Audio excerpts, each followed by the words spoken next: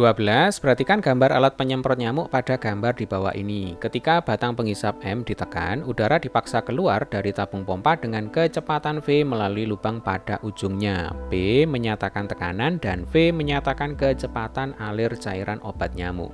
Maka pernyataan yang benar dari prinsip kerja penyemprot nyamuk tersebut adalah, nah adik-adik soal nomor 12 ini berhubungan dengan asas Bernoulli. Masih ingat ya asas Bernoulli? Jadi ini adalah materi fisika SMA berkaitan dengan fluida dinamis. Asas Bernoulli itu P1 ditambah rho GH1 ditambah setengah rho V1 kuadrat. Sama dengan P2 ditambah rho GH2 ditambah setengah rho V2 kuadrat. P itu tekanan, H itu ketinggian, V itu adalah kecepatan aliran fluida. Nah, pada penyemprot nyamuk sebenarnya memanfaatkan prinsip dari asas Bernoulli.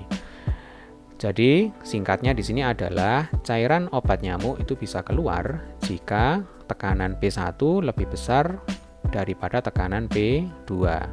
Dari asas Bernoulli kita tahu bahwa tekanan berbanding terbalik dengan kecepatan. Jadi dengan kata lain ketika tekanan besar, maka kecepatannya kecil. Kalau tekanannya kecil, maka kecepatannya besar. Jadi ketika P1 lebih besar dari P2, maka V1 kurang dari V2. Ya. Sehingga nomor 12 itu jawabannya adalah yang B, ya Dek ya. P1 lebih besar P2, maka V1 kurang dari V2.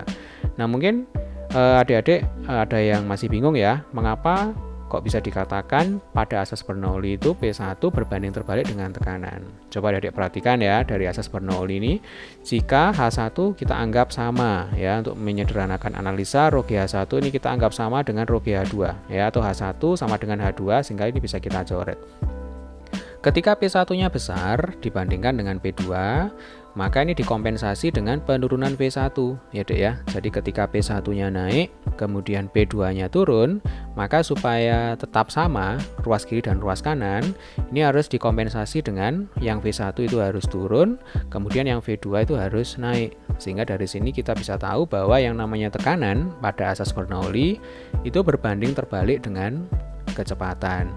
Jadi ketika P-nya naik, maka akibatnya kecepatannya akan turun ya. Jadi ketika P1 lebih besar P2, maka nanti V1 kurang dari V2.